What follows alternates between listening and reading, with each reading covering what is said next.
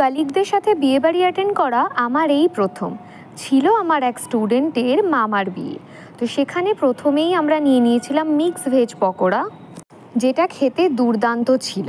আর তারপর ডিনার করতে বসে চলে এসেছিল একে একে ডিমের ডেভিল, তার সাথে কাসুন্দি, স্যালাড। খাবার দাবার কিন্তু যথেষ্ট ভালো ছিল। আর অনেক দিন পর এরকম ঘরোয়া বাঙালি খাবার দাবার খেতে পেরে আমি তো খুব খুশি।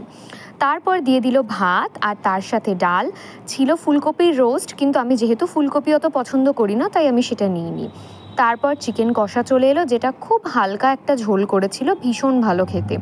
তারপর খেজুর আর আমসত্ত্ব দিয়ে চাটনি, পাঁপড় আর যথাক্রমে মিষ্টি। এরপর পান মশলাও দিয়েছিল, সেটাও আমি খাই না, ফলে সেটাও আমি নিইনি।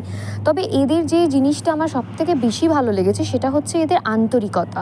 মানুষের আন্তরিকতা যদি ভালো হয় না, তাহলে কিন্তু ইনসিডেন্টটা অনেক দিন মনে থেকে যায়। দেখবে তোমরাও যদি আমার সাথে একমত হও, কমেন্ট করে অবশ্যই জানিও। সবাই খুব ভালো থেকে।